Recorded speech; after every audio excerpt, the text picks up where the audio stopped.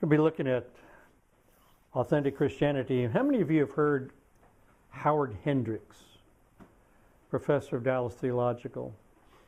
He's a neat guy, really fun to listen to. He's funny, entertaining, very insightful, very, very sharp teacher.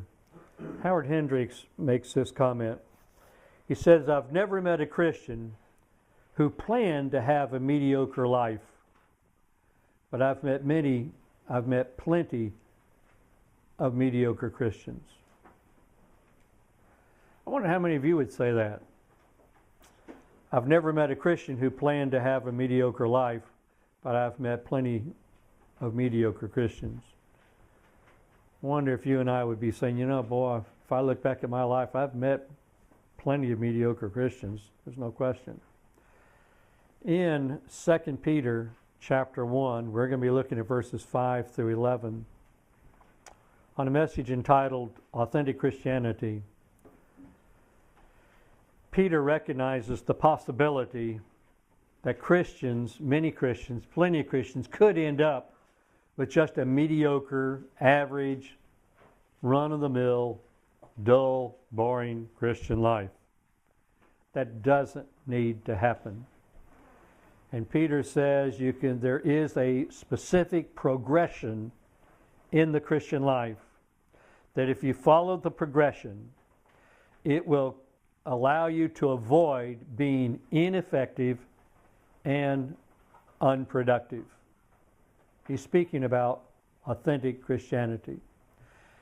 At the time when Peter is writing 2 Peter, there is spreading among churches and Christianity a false teaching, and he is seeking to correct this synthetic, defective, false Christianity and beginning to share what Peter's beginning to share is authentic Christianity.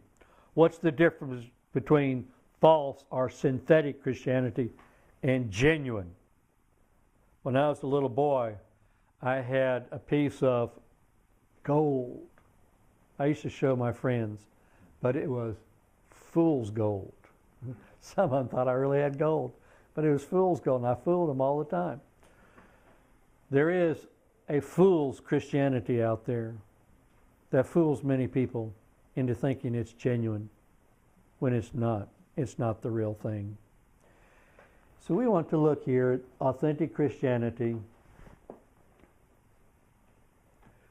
And Peter's secret for producing authentic Christianity in the life of the ordinary believer is giving all diligence. He says giving all diligence to live out the purity of the faith and the purity of practice. It's what we in theological terms call orthodoxy and orthopraxy. Maybe you've heard of the terms, maybe you haven't. In other words, correct belief and correct practice. So he wants to make sure that they are pure in their belief, but at the same time they're pure in their practice. Don't have one without the other. Some people don't like the term balance, but you need to have balance in the Christian life. And the balance that I'm talking about here is not being balanced with your doctrine. I'm talking about being balanced in belief and practice.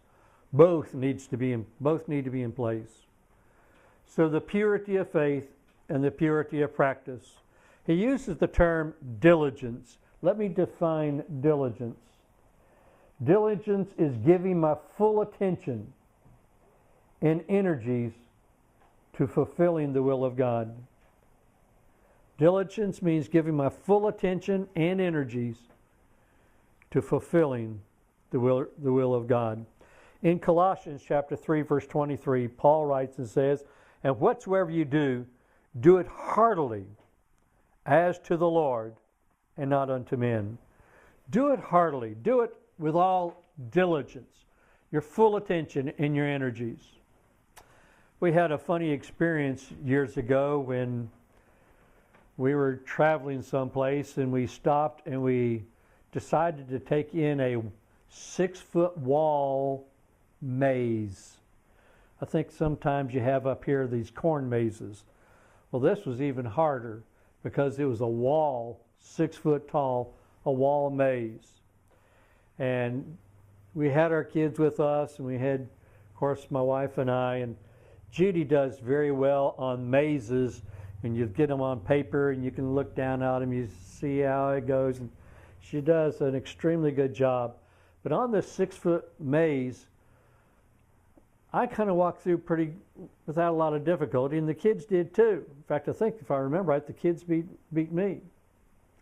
Somewhere behind us was Judy. And they had this pole with a little flag, and you can, when you get to the finish, you can go up on a platform and you can look and you can see where the other people are. And you can see Judy with this flag going to all these dead ends trying to figure her way out. And she finally was asking us, help her out of the maze. So we started telling her, go right, take a left, work your way out of the maze. What helped Judy was for us to give her the big picture. And what she was able to do with those mazes on paper is that you saw the big picture. You saw the frame. And a lot of times when you get the big picture, your eye can almost see the path and the way out of it. What I find in working with Christians is there's a need for the big picture. If we can give you the big picture, I believe you can find your way out of the maze of teaching and years of Christianity. So we want to give you that big picture. Peter recognizes the need for authentic Christianity to give them the big picture.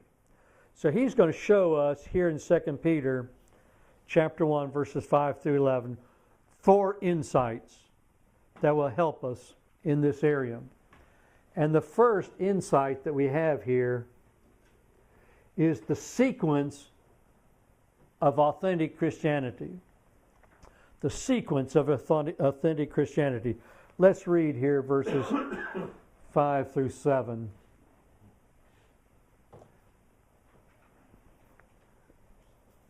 And besides this, giving all diligence, add to your faith virtue, and to virtue knowledge, and to knowledge temperance, and to temperance patience, and to patience godliness, and to godliness brotherly kindness, and to brotherly kindness charity.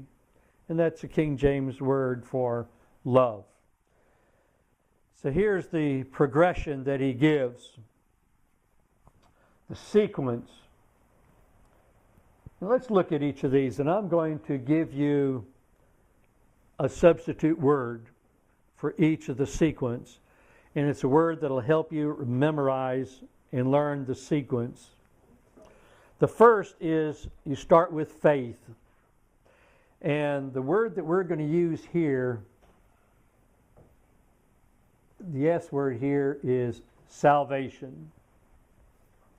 What's the starting point? How do you get out of the gate? How do you get into the entrance? The first is faith and salvation. It means simply trust and to believe in. I believe the Amplified Version says trust in, believe in, rely on, and cling to. Trying to define that. John 3:16, for God so loved the world that he gave his only begotten Son, that whosoever believeth in him shall not perish, but have everlasting life. What's the starting point? Believing in him. Hebrews 11:6, but without faith it is impossible to please him. For he that cometh to God must believe that he is, and that he is a rewarder of them that diligently seek him. So the first step is salvation. Nailing down the fact that I have come to a point in my life where I realize that I'm a sinner in rebellion against God, and that I am without hope and without help. And in an act of faith, I trust in and rely on and cling to the grace of our Lord Jesus Christ that's been extended to me through the finished work of the cross and the resurrection of Jesus Christ, his ascension before the Father. So I'm trusting in Jesus Christ, the atoning work, the redeeming work of Christ in my life.